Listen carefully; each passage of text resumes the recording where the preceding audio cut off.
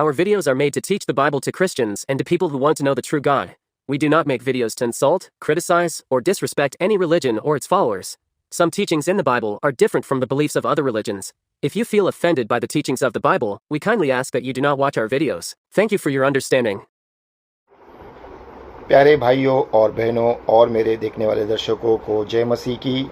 मैं हूं ब्रदर अरुण और मैं आपके लिए बाइबल से कुछ टीचिंग्स और कुछ बाइबल के वचन लेके आता हूं ताकि आप इसे सुने और समझे और आशीष पाए।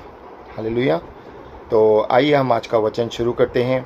आज का मेरा टॉपिक है परमेश्वर या यीशु मसीह के साथ में चलना, वॉकिंग विथ जीसस।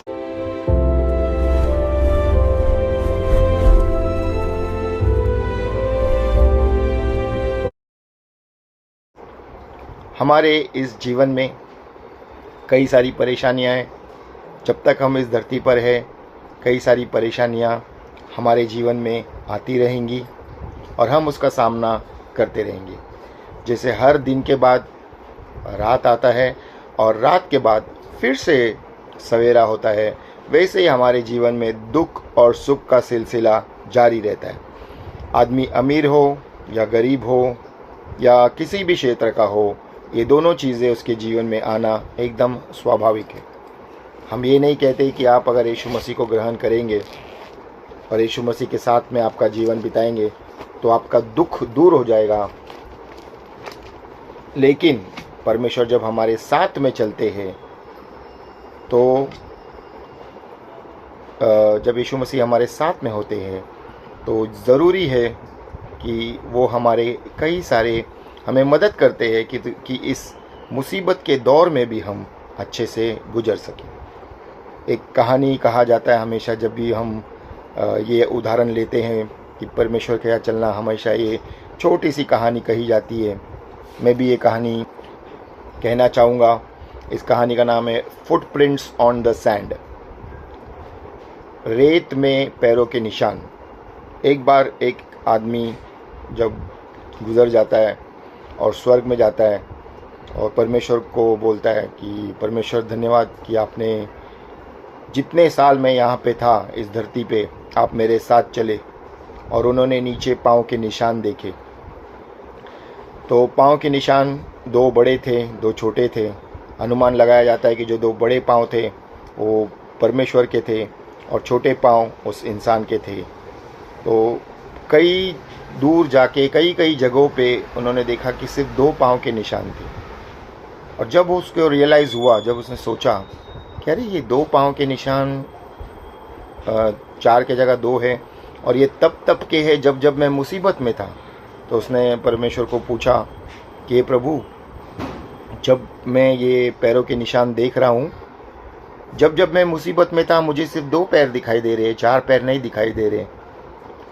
तो यानी कि जब मैं मुसीबत में था आप मुझे छोड़ के चले गए। तो परमेश्वर ने उत्तर दिया, बेटे ये जो दो पाँव आप देख रहे हो आपके मुसीबत के समय पे, ये तुम्हारा नहीं, ये मेरा पैर है।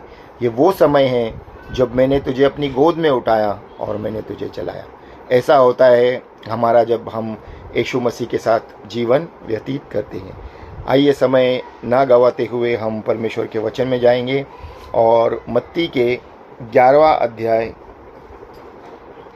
और उसका वचन 28 और 29 देखेंगे। मत्ती रचित सुसमाचार उसका 11वां अध्याय और वचन 28 और 29 क्या कहता है हम देखेंगे। हे सब परिश्रम करने वालों और बोझ से दबे लोगों, मेरे पास आओ, मैं तुम्हें विश्राम दूंगा।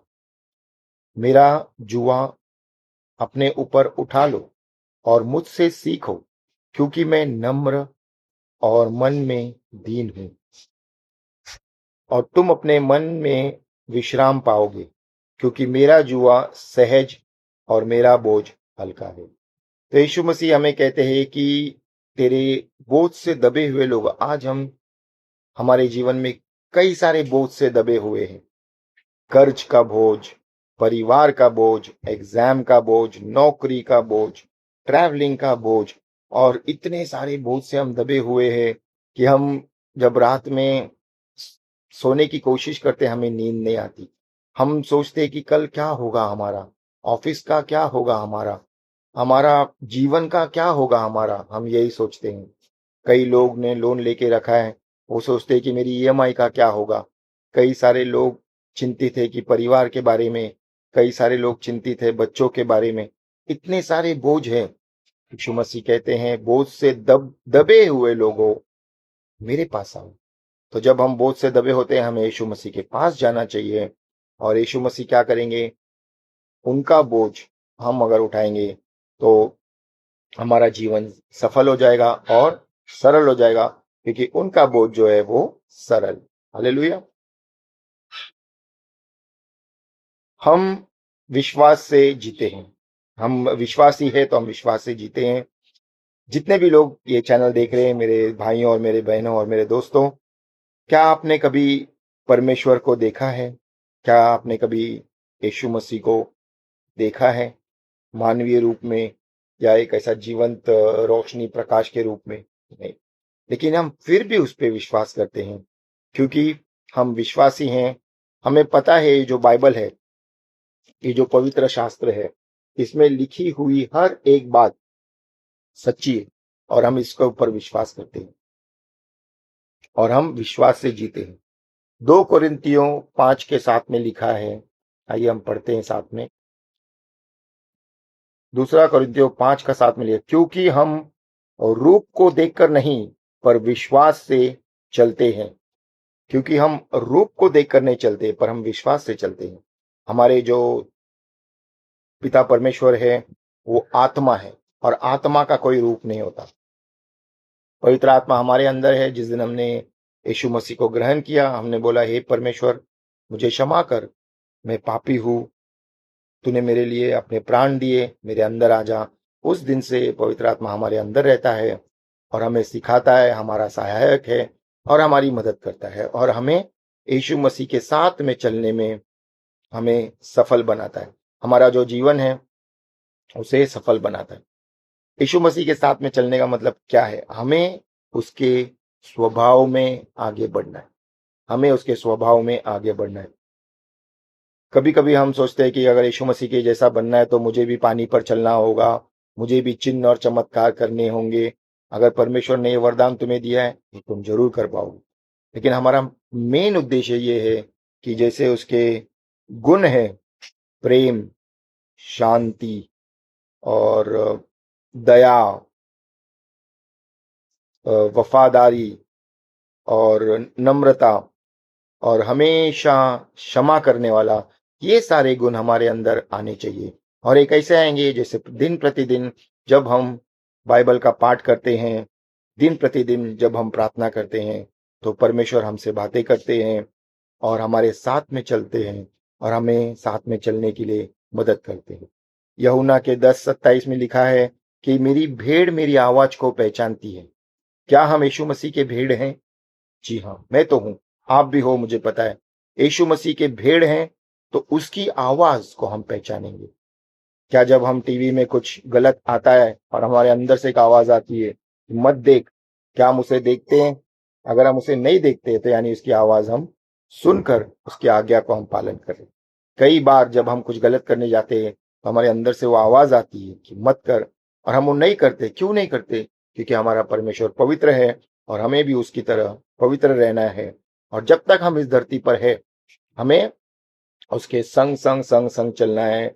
और एक दिन बादलों पर आएगा वो और हमें ले जाएगा, और हम हमेशा हमेशा हमेशा के लिए उसके साथ में रहेंगे, उसके संग में रहेंगे।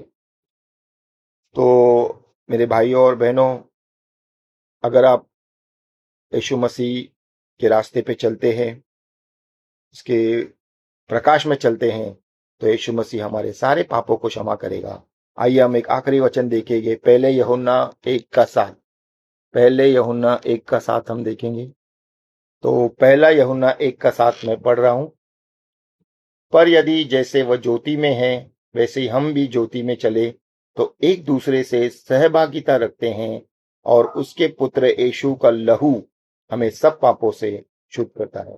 अगर हम परमेश्वर से सहभागिता रखते हैं और ज्योति में चलते हैं ज्योति का मतलब है जब हम परमेश्वर के इस पवित्र शास्त्र के वचनों पर जो भी लिखा है उसके अनुसार चलते हैं तो हमें पापों से क्षमा मिलती है। हालेलुया। आज का ये वचन मैं आशा करता हूं कि आप सभी को आशीषित किया होगा। May God bless you and you have wonderful day.